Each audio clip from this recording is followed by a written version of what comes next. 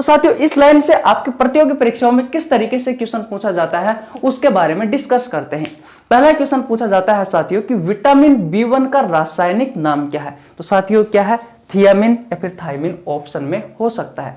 दूसरा क्वेश्चन पूछा जा सकता है साथियों कि थायमिन किस विटामिन का रासायनिक नाम है। तो साथियों विटामिन B1 का रासायनिक। हाय, कैसे हो आप? आशा करता हूं सभी अच्छे होंगे और अच्छे से अपनी पढ़ाई कर रहे होंगे। गाइज, जैसा कि आपने थंबनेल और टाइटल में देखा, आज की इस वीडियो में बात करने वाले हैं विटामिन बी के बारे में। गाइज, आप सबको पता है विटामिन बी एक कॉम्प्लेक्स विटामिन है, क्योंकि साथियों विटामिन के बहुत सारे टाइप है, बहुत सारे प्रकार है।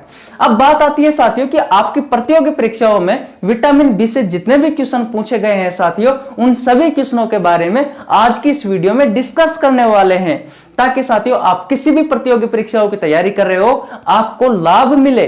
गाइज, आपको ये वीडियो याद होगी, ये मैं आपको लिख के दे सकता हूं, लेकिन साथियों मेरी आपसे एक शर्त है कि आपको वीडियो शुरू से लेकर के एंड तक देखनी पड़ेगी। और दूसरी शर्त यह है साथियों कि जो मैं आपको नोट करवाता हूं वो सभी बातें आपको नोट करनी पड़ेगी। तो फिर चलिए दोस्तों, देरी किस बात की, आज की क्लास स्टार्ट करते हैं। भैया हेडिंग लगा लीजिए विटामिन बी। विटामिन बी, देखिए भैया, जैसा कि मैंने आपको शुरुआत में बताया कि विटामिन बी एक कॉम्प्लेक्स विटामिन है। कॉम्प्लेक्स विटामिन है। कॉम्प्लेक्स विटामिन क्यों कहा जाता है साथियों इसे? क्योंकि भैया बी के बहुत सारे प्रकार हैं। बी के प्रकार कौन कौन से हैं साथियों, तो वो देख लीजिए। एक है साथियों विटामिन B1, एक है भैया विटामिन B2, एक है साथियों विटामिन B3, एक है भैया विटामिन B5, एक है साथियों विटामिन B6, एक है भैया विटामिन B7 और एक है साथियों विटामिन B9 और एक है भैया विटामिन B12। विटामिन B12, इतने सारे प्रकार है साथियों, इसलिए विटामिन बी को कॉम्प्लेक्स विटामिन कहा जाता है। आज की इस वीडियो में हम पढ़ने वाले हैं साथियों विटामिन B1 के बारे में। तो भैया हेडिंग लगा लीजिए विटामिन B1। अब साथियों आपके प्रतियोगी परीक्षाओं में विटामिन B1 से जो सबसे पहले क्वेश्चन पूछा जाता है साथियों, वो पूछा जाता है कि इसका केमिकल नेम क्या है, इसे केमिकली क्या कहा जाता है। या फिर मैं कहूं साथियों तो ये कह सकता हूं कि विटामिन B1 का रासायनिक नाम क्या है। तो देखिए भैया, अगर आपको पता है भैया विटामिन B1 का केमिकल नेम क्या होता है तो प्लीज कमेंट बॉक्स में जरूर बताएं। देखिए भैया, केमिकल नेम यानी कि रासायनिक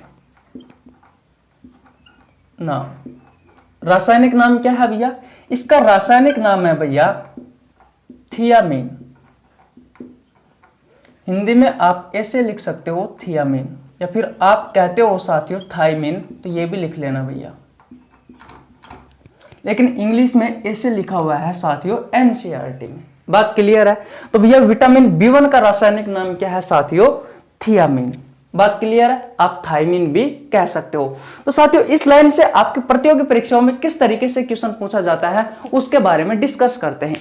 पहला क्वेश्चन पूछा जाता है साथियों कि विटामिन B1 का रासायनिक नाम क्या है। तो साथियों क्या है, थियामिन या फिर थायमिन ऑप्शन में हो सकता है।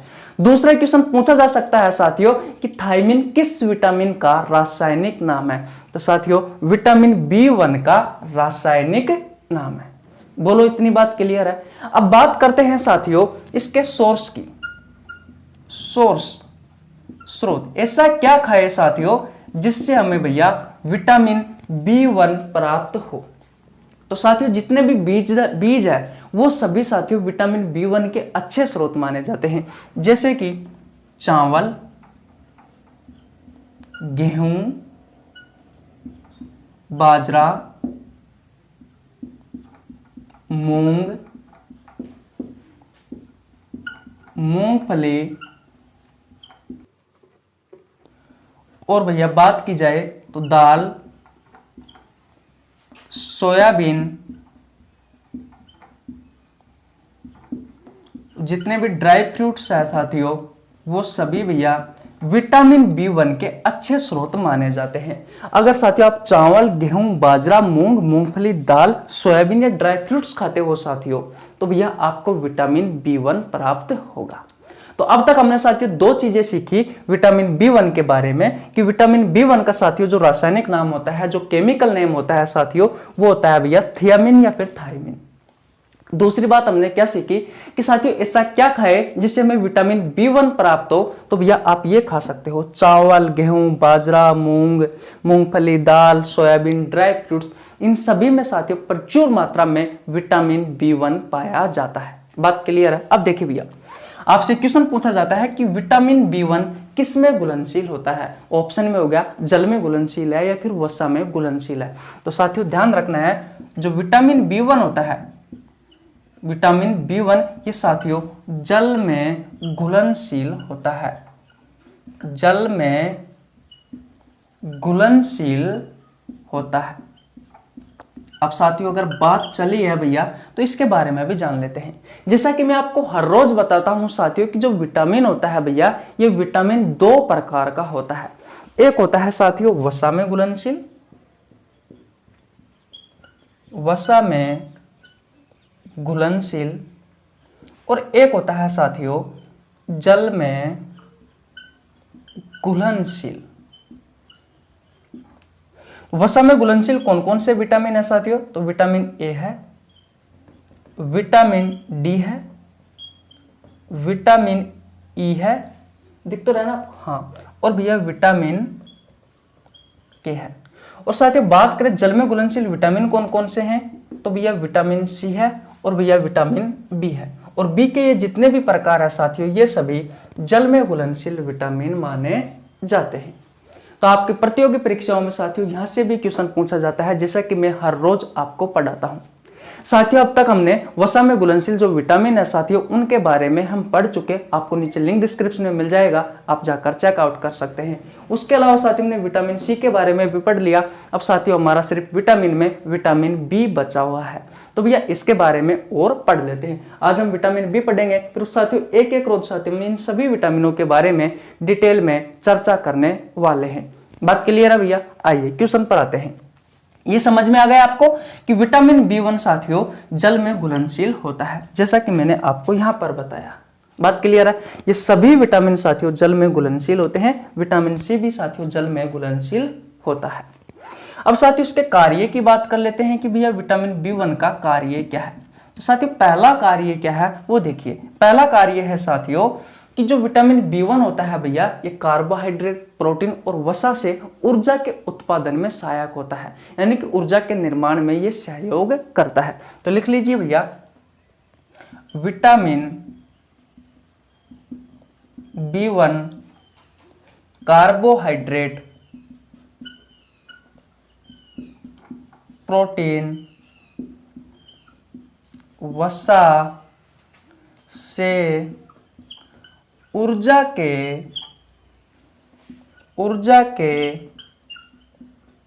उत्पादन में सहायक होता है। ऊर्जा के उत्पादन में सहायक होता है। बोलो भैया, पहला कार्य आपको अच्छे से समझ में आ गया। दूसरा कार्य देखिए भैया, दूसरा कार्य है साथियों विटामिन B1 जो होता है साथियों, ये हमारे तंत्रिका तंत्र के लिए अच्छा होता है। ये हमारे तंत्रिका तंत्र को मजबूत बनाने का कार्य करता है। तो आप ये भी लिख सकते हो साथियों कि जो विटामिन B1 है साथियों, ये भैया तंत्रिका तंत्र को मजबूत बनाने का कार्य करता है, मजबूत बनाने का कार्य करता है। बोलो भैया, यहां तक बातें आपको समझ में आ रही है? तीसरा कार्य और देख लिए भैया। तीसरा कार्य है कि विटामिन B1 जो होता है साथियों, ये भैया डीएनए के सिंथेसिस में सहायक होता है, यानी कि डीएनए के संश्लेषण में सहायक होता है। तो देखिए भैया, डीएनए के संश्लेषण में सहायक होता है। कौन भैया? तो भैया विटामिन B1। बोलो साथियों, ये बात आपको समझ में आई या नहीं आई? अब बात आती है साथियों कि आपसे आपकी प्रतियोगी परीक्षाओं में क्वेश्चन किस तरीके से पूछा जाता है। तो साथियों सबसे पहले देखिए किस तरीके से क्वेश्चन आएगा। इन कार्यों से आपसे क्वेश्चन पूछेगा, ऐसा कौन सा विटामिन है साथियों जो भैया डीएनए के संश्लेषण में सहायक होता है? तो भैया विटामिन B1 है। विटामिन B1 साथियों डीएनए के संश्लेषण में सहायक होता है। अगला क्वेश्चन आपसे आपके प्रतियोगी परीक्षाओं में पूछा जाता है साथियों कि भैया कौन सा विटामिन तंत्रिका तंत्र को मजबूत करने का कार्य करता है? तो भैया कौन सा विटामिन करता है? विटामिन B1 करता है। अगर साथियों आपके शरीर में विटामिन B1 की कमी हो गई साथियों तो आपका तंत्रिका तंत्र डैमेज हो जाएगा। तो साथियों ये क्वेश्चन और पूछा जाता है कि किस विटामिन की कमी से तंत्रिका तंत्र डैमेज हो जाता है, या फिर किस विटामिन की कमी से तंत्रिका तंत्र प्रभावित हो जाता है? तो भैया विटामिन B1 की कमी से तंत्रिका तंत्र प्रभावित हो जाता है। अगला क्वेश्चन आपसे क्वेश्चन पूछा जा सकता है साथियों कि कार्बोहाइड्रेट, प्रोटीन और वसा से ऊर्जा के उत्पादन में कौन सा विटामिन सहायक होता है? तो भैया विटामिन B1 सहायक होता है। बोलो इतनी सारी बातें आपको समझ में आई या नहीं आई? हाँ जी भैया जी। रासायनिक नाम थियामिन या थाइमिन। स्रोत साथियों चावल, गेहूं, बाजरा, मूंग, मूंगफली, दाल, सोयाबीन या ड्राई फ्रूट्स। इन सभी को खाइए और विटामिन B प्राप्त करिए, विटामिन B1 प्राप्त करिए। विटामिन B1 साथियों जल में घुलनशील होता है। मैंने आपको अच्छे से बताया है साथियों विटामिन दो प्रकार के होते हैं, एक होता है वसा में घुलनशील विटामिन और एक होता है साथियों जल में घुलनशील विटामिन। वसा में घुलनशील विटामिन कौन कौन से हैं? तो भैया विटामिन A है, विटामिन D है, विटामिन E है और विटामिन K है। जल में घुलनशील विटामिन कौन कौन से हैं साथियों? तो विटामिन C है साथियों और भैया विटामिन B है और B के प्रकार है। ये सभी साथियों विटामिन B के प्रकार है। विटामिन B को साथियों कॉम्प्लेक्स विटामिन B कहा जाता है। इस बात को आपको पता होना चाहिए। B1 के बारे में पढ़ रहे हैं। B1 के बारे में मैंने आपको केमिकल नेम बता दिए, इसके सोर्स बता दिए, जल में घुलनशील होता है ये बता दिया और साथियों लास्ट एंड फाइनल इसका कार्य मैंने आपको बता दिया। अब हम पढ़ने वाले हैं साथियों विटामिन B1 की कमी से कौन सा रोग होता है। हर रोज साथियों में एक एक विटामिन के बारे में पढ़ेंगे।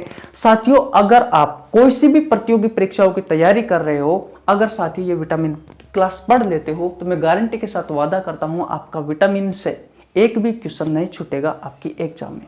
बट शर्त यह है साथियों कि आप जो मैंने आपको पढ़ाया है साथियों वो सभी बातें आपको याद होनी चाहिए, क्योंकि साथियों मैं बिल्कुल नहीं छोड़ रहा। जो चीजें साथियों आपके एग्जाम में पूछी जाती है सिर्फ वो चीजें पढ़ा रहा हूं, फालतू की चीजें नहीं पढ़ा रहा हूं।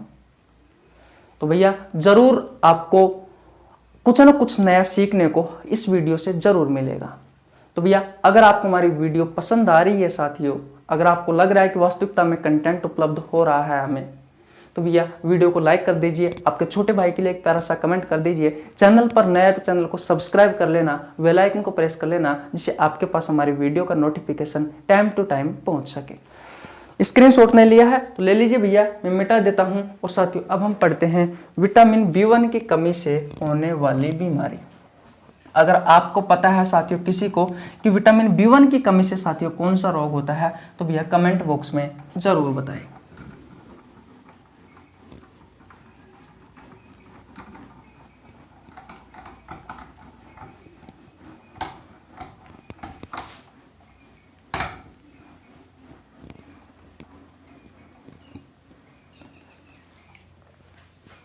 देखिए भैया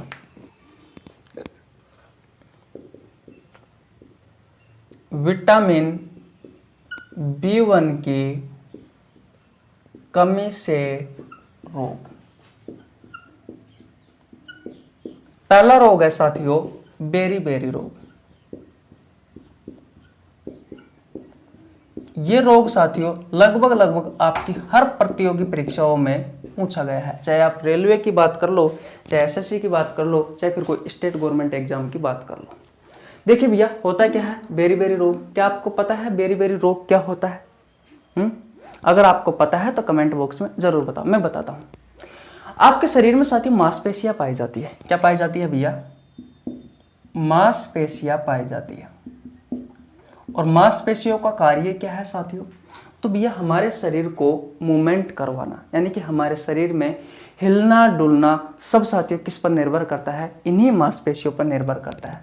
मान लीजिए मेरा ये हाथ है, इसको मैंने ऐसे किया और ऐसे किया, ये साथियों किसने करवाया? आपकी मांसपेशियों ने करवाया। बात क्लियर है? तो भैया जो मांसपेशियां होती है ये भैया हमारे शरीर में संकुचन का कार्य करती है। संकुचन का मतलब आप समझ गए ना, आपके शरीर में आपकी मांसपेशियां साथियों हिलने डुलने में सहायक होती है, मूवमेंट करने में सहायक होती है साथियों, यही होता है संकुचन। जैसे मैंने गर्दन को इस तरफ की, फिर इस तरफ की, तो यही सब आपकी मांसपेशी कर रही है, लेकिन किसके कहने पर कर रही है साथियों? तो भैया मस्तिष्क के कहने पर कर रही है। मस्तिष्क और मांसपेशियों के बीच में क्या जुड़ा हुआ है साथियों? तो भैया न्यूरॉन जुड़े हुए होते हैं। इन न्यूरॉन साथियों तंत्रिका तंत्र की सबसे छोटी इकाई माना जाता है, इसे सबसे छोटी इकाई माना जाता है, या फिर मैं कह सकता हूं कि भैया मस्तिष्क की सबसे छोटी इकाई है। और ये साथियों न्यूरॉन क्या करता है? मैसेंजर की तरह कार्य करता है। ये मस्तिष्क है साथियों, इस न्यूरॉन के थ्रू भैया मांसपेशियों तक सिग्नल को लेकर के जाता है। जैसे मस्तिष्क ने कहा कि भैया गर्दन को इस तरफ घुमानी है, तो भैया इस सिग्नल को लेकर के कौन जाता है? आपका न्यूरॉन लेकर के जाता है मांसपेशियों के पास। तो साथियों इस बेरी रोग में क्या होता है? ये न्यूरॉन जो होता है साथियों ये भैया डैमेज हो जाता है, जिससे क्या होता है साथियों, आपके शरीर के जिस ऑर्गन की मांसपेशियों का न्यूरॉन डैमेज हुआ है भैया, वो साथियों उस ऑर्गन की मांसपेशियां क्या हो जाएगी साथियों, इसमें पैरालाइसिस हो जाएगी, पैरालाइसिस हो जाएगी। यानी कि भैया उस मांसपेशियों में लकवा आ जाएगा, फिर साथियों वो शरीर का वो हिस्सा काम करना बंद कर देगा। यही है साथियों बेरी रोग। अगर मैं एक भाषा में बात करूं साथियों, तो बेरी रोग में होता क्या है भैया, आपकी जो मांसपेशी है वो किसी भी अंग की हो सकती है, आपके शरीर के किसी भी हिस्से की हो सकती है। इन मांसपेशियों में साथियों जो न्यूरॉन पाए जाते हैं, जो भैया मस्तिष्क तक सिग्नल को लेकर जाने का कार्य करते हैं और लाने का कार्य करते हैं, वहां के साथियों जो न्यूरॉन है वो भैया डैमेज हो जाते हैं इस बीमारी में। तो होता क्या है साथियों, शरीर के उस अंग की जो मांसपेशी है भैया वो डैमेज हो जाती है। यानी कि शरीर के उस अंग की जो मांसपेशियां है साथियों वो भैया कार्य करना बंद कर देती है, और वो हिस्सा साथियों पूरा पैरालाइसिस हो जाता है। हम कह सकते हैं कि उस हिस्से में साथियों लकवा आ जाता है। बस यही है साथियों बेरी रोग। तो आपको ध्यान रखना है। और साथियों विटामिन B1 की कमी से तंत्रिका तंत्र प्रभावित होता है, इस बात का भी आपको ध्यान रखना है, प्रभावित होता है। बस साथियों ये दो बातें ध्यान रखनी है, बेरी याद रखना है और तंत्रिका तंत्र प्रभावित होता है साथियों इस B1 की कमी से। बस दो चीज आपको याद रखनी है। बोलो। आशा करता हूं साथियों ये वीडियो आपको बहुत अच्छे से समझ में आ गई होगी। B1 कंप्लीट हो चुका है, कल B2 के बारे में पढ़ेंगे डिटेल में। आशा करता हूं साथियों ये सभी बातें आपको बहुत अच्छे से समझ में आ गई होगी। तो कैसी लगी आपको वीडियो? अगर वीडियो अच्छी लगी हो तो वीडियो को लाइक कर दीजिए, आपके छोटे भाई के लिए एक प्यारा सा कमेंट कर दीजिए, चैनल पर नया है तो चैनल को सब्सक्राइब कर लेना, बेल आइकन को प्रेस कर लेना, जिससे आपके पास हमारी वीडियो का नोटिफिकेशन टाइम टू टाइम पहुंच सके। मिलते हैं किसी नेक्स्ट वीडियो में, तब तक के लिए जय हिंद जय भारत। अच्छे से रहो, अच्छे से पढ़ो और अपने माँ बाप का ध्यान रखो। बाय।